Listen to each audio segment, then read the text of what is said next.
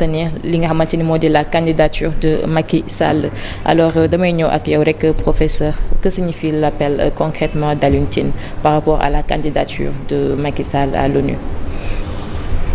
Une potentielle. Je dirais une potentielle candidature de Macky Sall à l'ONU en 2019 parce que parfois ñun Sénégalais yi les gens,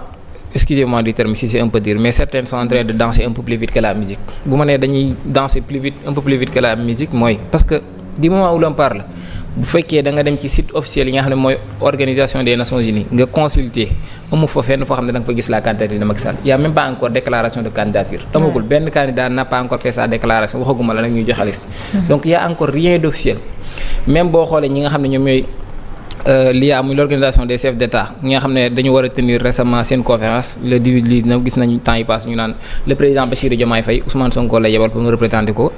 c'est assez différents chefs d'État yooyu ñoom ñooy constitué pour xool ban candidat la ñuy jàppale ak ban lañu dul jàppale donc y a encore rien d'officiel c'est juste des bruits du couloir ay simples politiciens di ko wax Sénégal bëgg ko jël def ko déjà guerre bëgg ko def ci raillement ñii naan duñ jàppale Macky Sall parce que moo rey suñuy doom ñii naan nañ jàppale Macky Sall alors que y a même pas encore débat le débat ne devait même pas encore se poser parce que amul dara loo xam ne c'est officiel Macky Sall n'a même pas encore déclaré sa candidature officiellement loolu ñi nga xam ne ñoom ñooy seen site d'information boo xoolee amagul benn déclaration de candidature officielle donc le débat ne se doit même pas encore se poser ba nga xam ne da ngay gis Seydi Gassama génn di sànni tract par-ci Alioune Tine par là Waly Diouf Bodiang de l'autre côté ñi nga xam ne dañu far APR génn di sànni ay tract je pense qu'on doit dépasser ces clivages malgré tout ça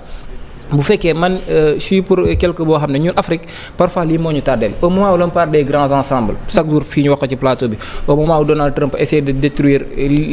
Israël au moment où l'Union européenne ñoom ñoo ngi def blocus OTAN pour xeex ak ñi nga xam ne ñoom lañ jàkkaarlool au moment où les pays arabes se ligue ñuy wax la Ligue arabe l'Afrique est en train de se diviser chaque jour que jëfee parce que man je crois que Afrique bu fekkee dañu am benn doom boo xam ne moom moo war a postuler wu muy Nations Unies mu nekk Macky Sall mu nekk Ousmane Sonko mu nekk Bassirou Diomaye Faye ak ku mu mën di doon c'est un Africain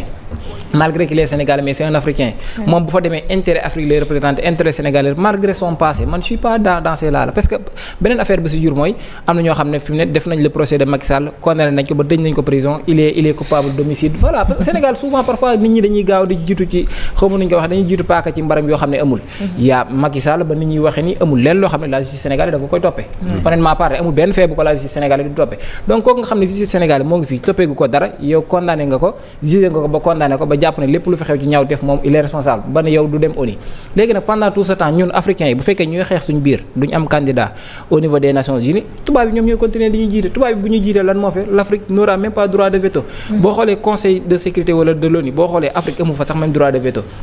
tout ce que l'ONU décide maanaam les Français wala les Japonais les Européens rek wala les Blancs lépp loo xam ne dañ ko décider africains dañ koy appliquer à la lettre parce que amuñu fa kenn koo xam ne moo leen fa représenter moo naan déet mooy bañ mooy lii et loolu nag ça pose problème dañu war a toll ci benn moment boo xam ne européens yi dañuy xaaj sur la table ne lii lañ bëgg africains yi xaaj ci door ne ñun tamit bëgguñu lii on va pas accepter ça te loolu li ñu koy may mooy il faudra ñu am fa représentant yoo xam ne ñoom ñoo ñu fa nekkal mu nekk Macky Sall mu nekk Ousmane Sonko mu nekk Diomaye mu nekk Alassane Dramane Ouattara mu nekk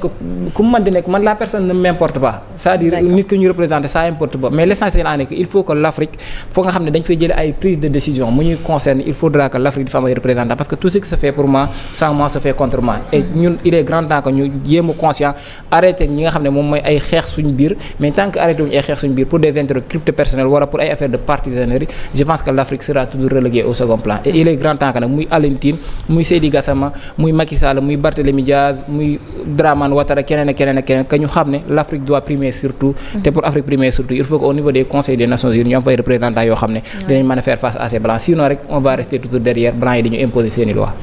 yaakaar naa ne loolu leer na mais bu ñu ñëwee ci candidature ki nga xamante ni moo di Macky Sall tey est-ce que réellement mën na servir li nga xamante ni ay intérêt wu Sénégal ci foofu noonu itam non mais la candidature pour Nations Unies du un pays moo koy porter da ngay dégg ñu bari naan Sénégal bu porter wut candidature Macky Sall il va pas passer c'est pas un pays qui va porter ça c'est les chefs d'État ñi nga xam ne ñoom ñooy réunir au niveau de l'IA l'Union africaine ñoom ñooy désigner benn candidat ak ku leen di mën di représenter donc c'est un candidat pour toute l'Afrique c'est pas un candidat pour le Sénégal ni pour le Mali ni pour Niger ni pour Côte d'Ivoire c'est un candidat pour l'Afrique et le moment venu ñi nga xam ne ñoom ñooy les chefs d'État les représentants ñoom dinañ choisir candidat bi ñu jàpp ne moo gën a adéquat wala moo gën a am position favorable pour faire face parce que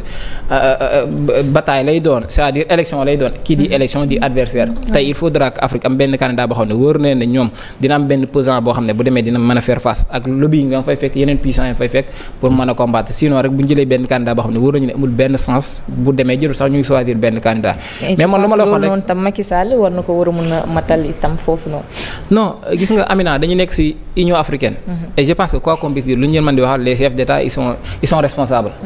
ñoom xam nañ kan moo am li nga xam ne moom mooy les capacités pour représenter leen foofu man je suis pas pour des personnes muy Macky Sall muy Ousmane Sonko muy laa man je pense pas à ça je crois pas à ça man dama gëm ne ñoom ñi nga xam ne ñoom ñoo war a décider le moment venu xam nañ bu baax a baax qu'est-ce qui fait la différence quels sont les critères yan ci ban base lañ war a teg pour choisir le candidat parce que y a pas encore de candidat officiel coori moo fi nekk rek ñu naan Macky Sall jàppal fii bàyyil fii mais y a pas encore de candidat du moment que nag y a pas encore de candidat officiel le président les différents chefs d'État ñu war a choisir aguñ nañ leen may la latitude bàyyi leen li nga xam ne moom mooy seen tranquillité ñoom bu ñu waree choisir le moment venu bu ñu choisir après dinañu waat fii ci table bi analyser waat les choix pourquoi ñu porter seen choix ci kii quels sont les critères ak yan avantage la am yan intérêt la am ak lan moo nekk les inconvénients pour faire face à ces puissants là je pense que loolu moo ci gën a intéressant yaakaar naa ni que ni am na solo alors Seydina Omar ban jàngat rek ngay def ci l'appel d'Alioune Tine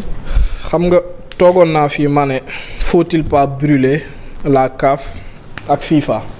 mais bi yoon ci ONU laa ko jëmale ma ne faut-il pas brûler l'ONU parce que organisation des Nations Unies mooy jël ay dogal États-Unis du ko respecter organisation des Nations Unies mooy jël ay dogal ñu ne am na ñu am veto suñ ne non c'est non suñ procureur bi nga xam ne Mandiaye Niang Mame Mandiaye Niang lan moo ko dal jël nañ dogal pour poursuivre ay nit lu ci mel ni ay Netanyahu ak ñeneen ñu teg ko ay sanctions financières ba ay carte visa mënutu ko utiliser mënul dem fenn loolu lépp kan moo ko teg États-Unis man jàpp naa ne États-Unis ak ONU ñun africains yi ñoo leen war a tegee na le parce que dafa nekk benn organisation bu nga xam ne c'est pour les grandes puissances ñun ban intérêt lañ ci am man Sénégal jàpp naa ne position bi mu waroon a jël mooy xoolal rencontre boobu buñ fa sax dem déet waay ankay parce que li ñu def suñ doomu réew kuy exercer ay kiyam liggéeyam normalement États-Unis di ko teg ay sanctions déggoo ONU kenn ku ciy wax léegi ñun ban candidature loolu xoolal affaire organisation yi dañ ko fi teg rek pour gën mën ñu noot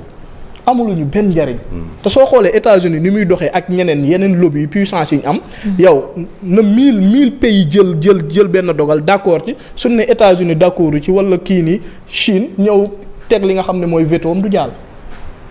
loolu ñu ne équilibre am na Nations Unies pour kan la moo tax ma ne est-ce que jotul ñu brûler li nga xam ne mooy la Nations Unies amulu ñu njëriñ ñun benn njëriñ gisuma mu am ko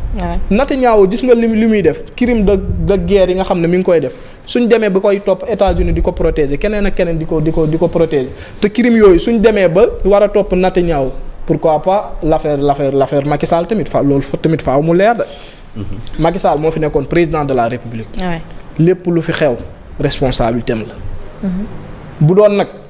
xam nga nag dafa jaay image am à l'extérieur moo tax suñu ne la le monde arabe ak pays africains yi dañoo bëgg Macky Sall mooy Samba Alaar côté boobu moom Samba Alaar dëgg la li mu warloon ak yeneen dëkk yi fu mu leen war a jëluñ waxu foon day jël suñuy vaccin mayee ko Guinée te moomu ko lu Sénégalais yi moom waaw soo leen jëlul vaccin yi ma mayee ko te muy suñ xaalisu réew loo tax ma ne la moom Samba Alaar la ci bitti dafa defar image am ba fu mu dem dañ koy dalal mais ñun kay la mënuloon a gérer. mais Seydina Omar ni ko Cheikh waxee itam comme que justice toppeewu ko dara itam est-ce que de yegguñ foofu procédure la mais 82 morts yi wala boog 83 yi du luñ inventé lu am la waaw effectivement ban période la ci nguuram mars 2021 2024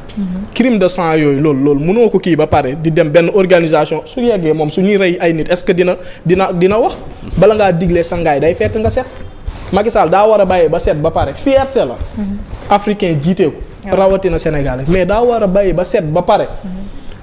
moom loolu pour crédibilité am ba set ba pare ban ne Macky Sall toppiwuñ ko dara li ñuy wax nii defu ci dara comme nit ñu koy gëmloo su boobaa su demee candidature am dina am sens mais actuellement nii man mënuma comprendre lu toll ni Nations Unies moom ñu fay jiital ki nga xam ne mooy Macky Sall je suis désolé doomu Sénégal la mais man ànduma ci waxuma moo defam deful loolu justice moo koy leeral mais nañ bàyyi ba justice leeral loolu Macky Sall mi gisoon nañ haute cour de justice bi ñu ko tegee Guy Marius Sagna mi ngi ko doon topp c'est vrai que après dañoo rejeter sa demande parce que nee nañ benn député mënu porter li nga xam ne mooy combat boobu mais nañ xaar ba justice wax def na am deful après nag dina nekk benn fierté mais ni mu def ba gaa yi bëgg ko ci bicc te bëgguñ ko ci réew mi man looloo ma jaaxal ci Macky Sall mais organisation des Nations Unies bi moom ONU bi moom man moom daraam safatuma kii nii gisoo da ngay jël l'observateur ki nga xam ne mooy Mame Mandiaye Niang li mu wax. nee na bi mu kiiyee finalu Sénégal bi lu ci bëri daf ko raté xam nga lan moo ko waral dafa wàcc aéroport xool fekk compte am yëpp dañ ko bloqué mënul jël taxi mënul dem fenn mu war a ñibbi xoolal loolu te lan moo tax ñu tekku ko États-Unis ndax lan dafa doon def liggéeyam ñun ñoo war a budde organisation yooyu ñu ñëw fii ci Afrique xool lu ñuy def ba créer li nga xam ne mooy benn union africaine bu dëgër bu solide pour jàmmaarloog li nga xam ne mooy yeneen puissance mais bu dee ñun dañuy wéeru rek musul métti États-Unis ñaata état la Amérique ñaata état moo fa nekk ñaata état 50 et quelques 50 et quelques Sénégal Afrique ñaata 54 états ñan ñoo gën a bërile jàpp naa ne ci wàllum koom le marché africain